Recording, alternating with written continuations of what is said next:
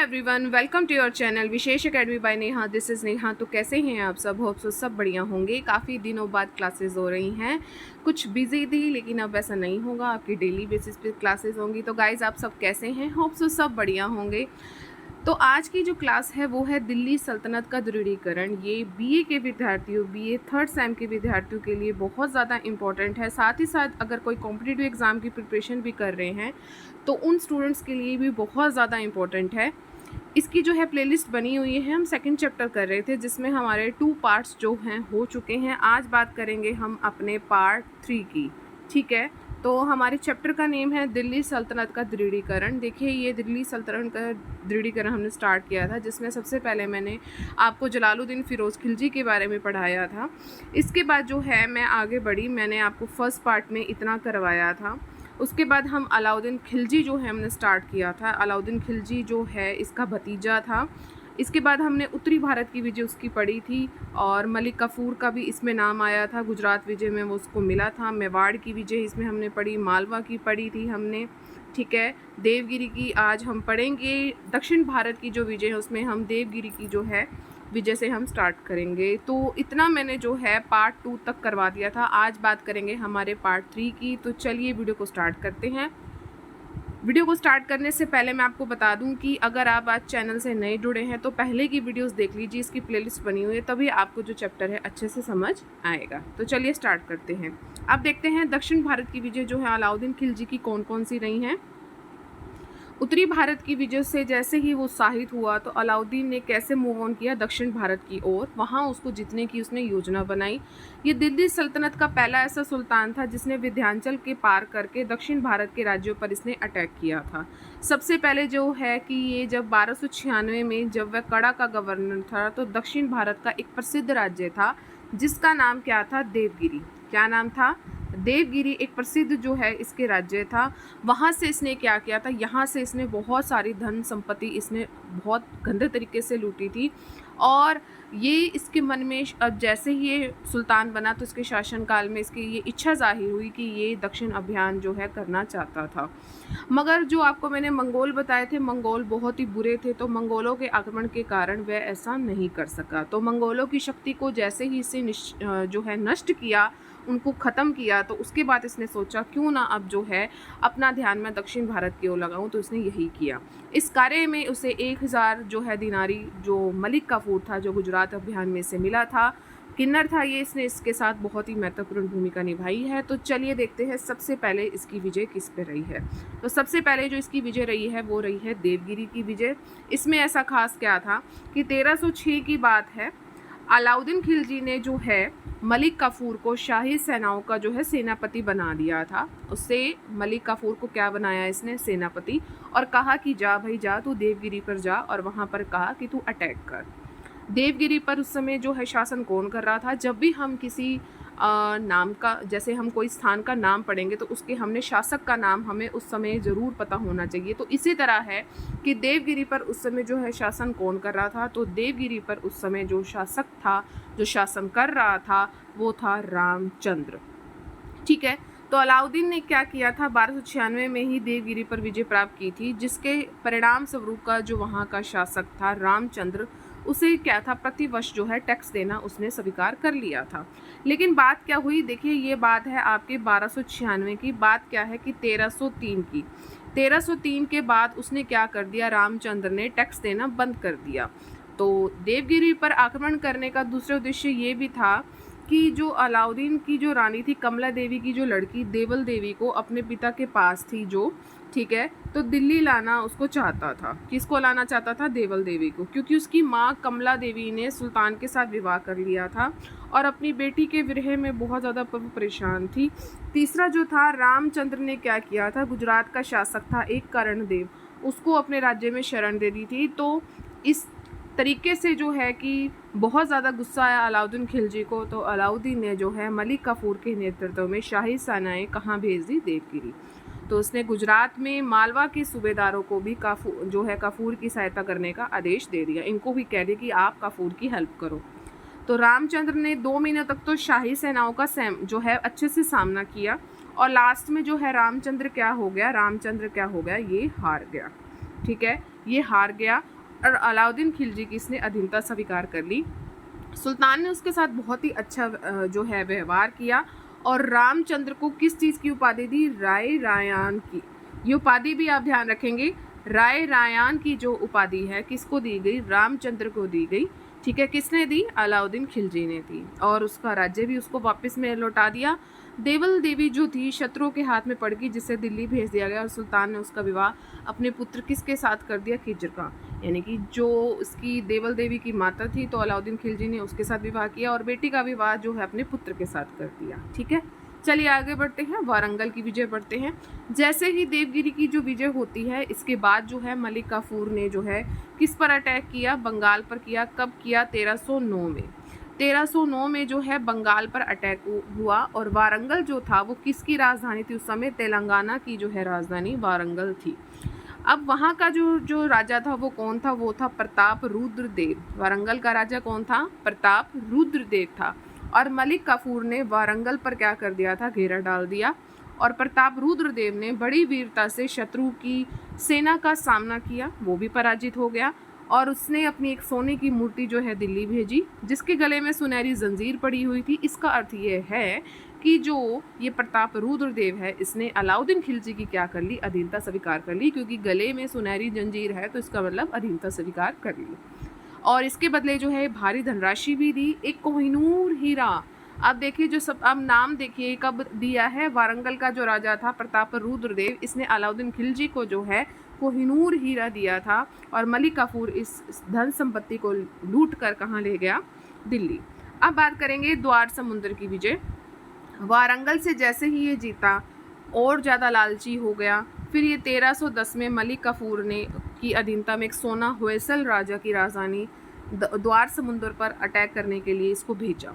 ठीक है, होयसल राजा राज्य पर। ठीक है, और ख्वाजा हाजी को काफूर की सहायता के लिए भेजा गया। इसके साथ जो है अलाउद्दीन ऐसे करते थे, कोई ना कोई बंदा साथ में ज़रूर भेजता था काफूर के साथ। ठीक है, और इस आक्रमण में जो देवगिरी के शासक थे रामचंद्र, उसने भी मलिक काफूर का साथ दिया था, जिसकी बीवी और बेटी इसने चुरा ली अलाउद्दीन ने। ठीक है, और रामचंद्र की द्वार समुद्र का जो शासक था वीरभद्र तृतीय से काफ़ी समय से इसकी जो शत्रुता चल भी रही थी, तो वीरभद्र तृतीय ने कुछ समय तक जो है मलिक काफूर और रामचंद्र की संयुक्त सेनाओं का सामना किया। शत्रुओं के बीच में घिरा हुआ था, तो इसने भी क्या किया? इसने भी अलाउद्दीन की अधीनता को स्वीकार कर लिया और इसलिए इसको एक बड़ी धनराशि देनी पड़ी। और मद्रास के निकट चिदम्बरम सहित अनेक जो मंदिर हैं इसमें बहुत ज़्यादा इसने लूटपाट करी। मलिक काफूर ने तुड़वाया, मस्जिदों का निर्माण भी करवाया। और वहाँ पर क्या करवाया? जैसे मंदिरों को तुड़वाया वहाँ पर इसने मस्जिदों का जो मस्जिद हैं उनका निर्माण करवाया। अब बात करेंगे हम मदुरा की विजय की। जैसे ही द्वार समुद्र पर विजय प्राप्त हुई तो अलाउद्दीन खिलजी ने पांड्य राज्य की एक राजधानी थी जिसका नाम था मदुरा। क्या नाम है? मदुरा पर जो है इसने अटैक करने का एक आदेश दिया। मदुरा में उस समय कौन जो है शासन कर रहा था? एक तो था सुंदर पांडे, एक था वीर सुंदर वीर। ठीक है, तो राजगद्दी के लिए इन दोनों में युद्ध चल रहा था, तो इस सुअवसर का पूरा लाभ उठाया किसने? मलिक काफूर ने। मलिक काफूर ने 1311 में जो है मदुरा पर अटैक किया और उसने सुंदर पांडे को अपनी ओर मिला लिया। दूसरी ओर वीर पांडे को आक्रमण करने की सूचना मिली, तो क्या हुआ? वो मदुरा को छोड़कर भाग गया और काफूर ने मदुरा में भयंकर लूटमार की, मंदिरों को तुड़वाया, मस्जिदों में परिवर्तित किया। इस लूट में 1000 ऊँट ये सब इसने जो है लूटा। मदुरा की विजय इनके लिए बहुत अच्छी साबित हुई। देवगिरी पर इन्होंने जो है अपनी पुणे विजय स्थापित की। 1307 में मलिक काफूर ने देवगिरी का जो शासक था रामचंद्र को अभी अभी आपने पढ़ा है उसको पराजित किया। इसने क्या किया? इसने इसकी अधीनता स्वीकार कर ली थी। 1313 में क्या हुआ? 1313 में रामचंद्र की जो है मृत्यु होगी और उसके स्थान पर उसका पुत्र जो है गद्दी पर बैठा, जिसका नाम था शंकरदेव। रामचंद्र शंकरदेव, राम शंकर, ऐसे ऐसे याद करो। वो एक देशभक्त शासक था और इसने क्या किया? इसने अलाउद्दीन खिलजी की अधीनता को स्वीकार करने से इनकार कर दिया। तो फिर से अलाउद्दीन खिलजी को बहुत ज़्यादा गुस्सा आया। उसने मलिक काफूर के नेतृत्व में एक फिर से सेना देवगिरी पर अटैक करने के लिए भेजी। ठीक है, और मलिक काफूर ने जो है शंकर देव को बहुत बुरी तरह से पराजित किया और उसको मार तक दिया। ठीक है, फिर से इसने जो है इस पर अधिकार कर लिया। अलाउद्दीन का अगर साम्राज्य विस्तार की बात करें तो उसने बहुत अच्छी योग्यता दिखाई है। ठीक है, योग्यता दिखाई है, अपनी योग्यता उसने अपने सल्तनत में शांति की स्थापना की है। कहाँ से लेकर कहाँ तक इसने अपने साम्राज्य का विस्तार किया है, उत्तर से लेकर दक्षिण तक इसने अपने साम्राज्य का विस्तार किया है, हमने ये पढ़ लिया है। कहाँ से लेकर कहाँ तक है, अगर हम उत्तर नॉर्थ साइड की बात करें तो उत्तर में हिमालय से लेकर दक्षिण तक अगर बात करेंगे तो यहाँ मदुरा तक जो है इसका क्या है, ये इसका विस्तार है। पूर्व में अगर ब्रह्मपुत्र नदी से लेकर पश्चिम में अरब सागर तक जो है ये फैला हुआ था। तो ये आपको पूरा ऐसे याद होना चाहिए कहाँ से लेकर कहाँ तक इसका साम्राज्य फैला हुआ था। सुल्तान ने दक्षिण भारत के अनेक राज्यों पर भी विजय प्राप्त की है। देवगिरी को छोड़कर उसने किसी भी राज्य को अपने साम्राज्य में नहीं मिलाया। ठीक है, ये चीज़ भी याद करने लायक है। वहाँ जो और जिन राज्यों पर इसने अटैक किया था वहाँ से सिर्फ इसको क्या मिलता था, वहाँ से सिर्फ इसको टैक्स मिलता था। तो ये चीज़ आपको ध्यान रखनी है। अब बात करेंगे हम अलाउद्दीन खिलजी की दक्षिण नीति।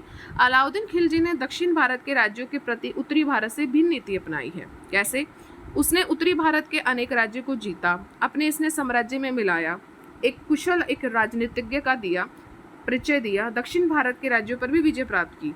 लेकिन इन राज्यों को अपने साम्राज्य में ना मिलाकर वहाँ के शासकों को अपनी अधीनता स्वीकार करने के लिए विवश किया।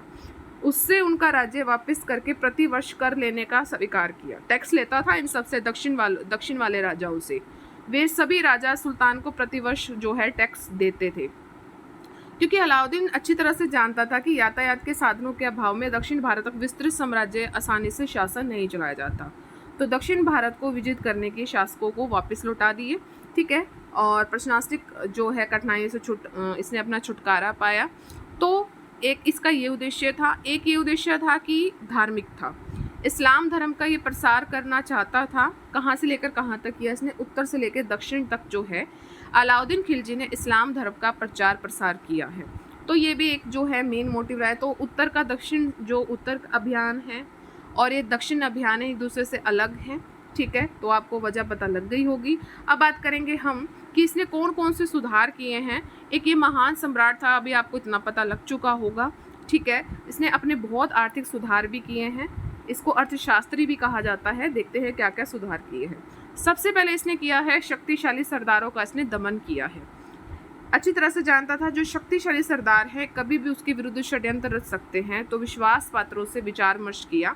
शक्तिशाली जो अमीर थे, सरदार थे, उनकी शक्ति पर इसने बिल्कुल रोक लगा दी, उनके जो है सारे अधिकार उसे छीन लिए। ठीक है, संपत्ति जब्त करना, मानना था कि आय से अधिक संपत्ति विद्रोह का मूल कारण होती है, क्योंकि कुतुबुद्दीन ऐबक और इल्तुतमिश के समय से कुछ अमीरों को सरकार की ओर से जागीरें मिली हुई थी, जिससे कि क्या हुआ, जिससे जो ये सरदार थे काफ़ी धनवान और शक्तिशाली हो गए थे।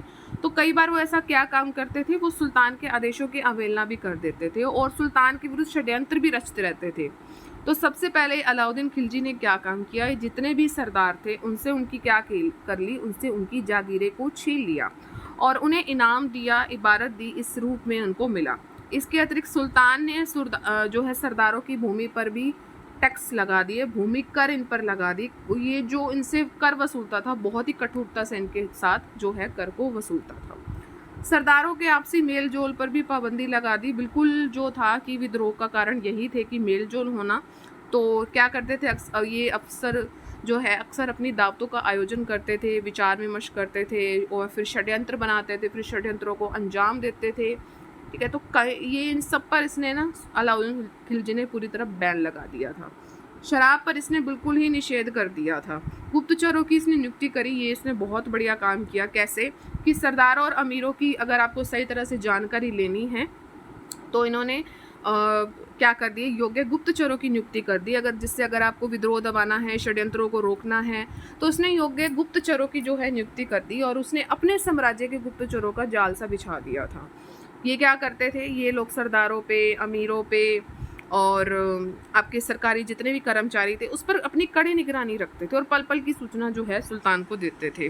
ठीक है, तो ये एक बहुत अच्छा काम था। सारे षड्यंत्रों का जो है अलाउद्दीन को पता लग जाता था।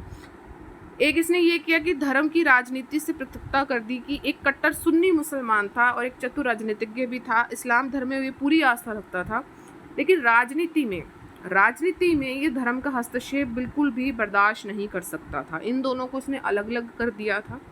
कैसे? उसने एक बार काजी जो है मुगिसिन से कहा था, मैं नहीं जानता कि कानून की दृष्टि से क्या उचित है क्या अनुचित, मैं राज्य के हित और विशेष अवसर के लिए जो उचित समझता हूँ उसी को करने की मैं अनुमति देता हूँ। नेक्स्ट है, हिंदुओं के प्रति इसकी नीति भी बहुत अच्छी रही है।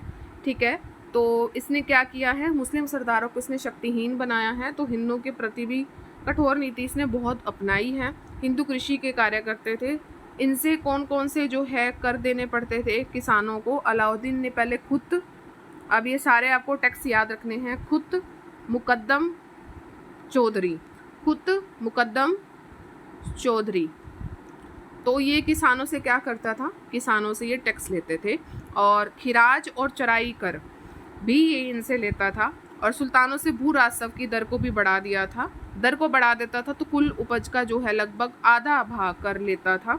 ठीक है, तो ये सब चीज़ें आपको याद रखनी है। सैनिक सुधार भी इसने बहुत अच्छे अच्छे किए हैं, आप इसको स्किप कर सकते हैं। भूमि कर सुधार भी इसने किए हैं, पहला शासक था जिसने अपनी भूमि में बहुत ज़्यादा सुधार किए हैं, वेरी इंपॉर्टेंट। उसने पूर्व मुसलमानों की तरह जो है सुल्तानों की तरह अमीरों, सरदारों, धार्मिक व्यक्तियों की जागीरें जब्त कर ली, और इन जागीरों को किसने मिला दिया था, इसने खालसा भूमि। खालसा भूमि क्या होती थी, खालसा भूमि होती थी सरकारी भूमि जो सरकार की कही जाती थी, तो इस खालसा भूमि में जो है इनकी जागीरों को इंक्लूड कर लिया। ठीक है, अलाउद्दीन खिलजी ने सबसे पहले काम ये किया। इसके अलावा उसने जो समस्त कृषि योग्य भूमि थी उसकी पैमाइश करवाई, और जैसे ही पैमाइश कराई तो उस कुल उपज का कितना जो है भाग कर निश्चित किया, तो 1/2 जो कर है ये भाग, आधा भाग जो है भूमि कर इसने निश्चित किया। उसने क्या किया, मुकद्दम में, खुत में, चौधरियों में सुविधाएं भी सारी समाप्त कर दी, जो ये काफ़ी समय से चल रही थी, जो अभी अभी हमने पढ़ी है। सुल्तान ने राजस्व अधिकारियों का वेतन भी बढ़ा दिया, तो ये ताकि रिश्वत भी ना ले सके। भू राजस्व अधिकारियों पर इसने कड़ी निगरानी रख दी, तो किसी भी अगर प्रकार का कोई दोषी पाया गया है तो अधिकारियों को कठोर दंड वो दे देता था। तो ये सब चीज़ें इसने जो है अपने काल में की हैं।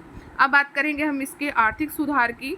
ये जो है एक महान अर्थशास्त्री था, जहाँ से इसने एक अमीर हिंदू और मुसलमान सरदारों को लूटा, वहीं दूसरी ओर इसने क्या किया, सभी अधिकारियों और कर्मचारियों के वेतन भी बढ़ा दिए। उसने वस्तुओं के दामों में भारी कमी करके आम जनता को राहत भी दी। अलाउद्दीन के आर्थिक सुधार जनता के लिए केवल अधिकारियों तक सैनिकों के लिए ही नहीं थे। ठीक है, और इस कुछ इतिहासकारों का मानना है कि अलाउद्दीन खिलजी के आर्थिक सुधारों का उद्देश्य आम जनता के जीवन को सुखमयी बनाना था, बिल्कुल बनाना था, लेकिन कुछ इससे सहमत नहीं है। सुल्तान ने आर्थिक सुधार राजधानी में ही लागू किए थे। ठीक है, और मंगोलों के आक्रमणों से साम्राज्य की सुरक्षा प्रदान करने के लिए एक विशाल सेना भी गठित की इसने, ये बहुत बढ़िया काम किया। और सेनाओं को उस समय अधिक वेतन नहीं दिए जाते, तो सुल्तान राजकोष पर भार डाले बिना प्रतिदिन प्रयोग की जाने वस्तुओं की कीमतें घटाकर इतना कम कर देना चाहता था कि सैनिक क्या कर सके, सैनिक थोड़े वेतन में भी अपना जीवन निर्वाह अच्छी तरह से कर सके। ठीक है, तो ये इसकी एक क्या कह सकते हैं कि एक रणनीति थी कि हाँ भाई कि कैसे मैं अपने सैनिकों को खाना पीना दे सकता हूँ। ठीक है, तो ये आज तक हम इसको विराम देते हैं। ठीक है, आज हम इसको विराम देते हैं, कल हम करेंगे आवश्यक वस्तुओं के भाव इसने निश्चित किए हैं। ठीक है, हम इसके आर्थिक सुधार अब हम कल पढ़ेंगे। तो आज का सेशन आपको कैसा लगा, उम्मीद है अच्छा लगा होगा। अगर आपको ये सेशन अच्छा लगा है तो प्लीज़ आप सभी अब लाइक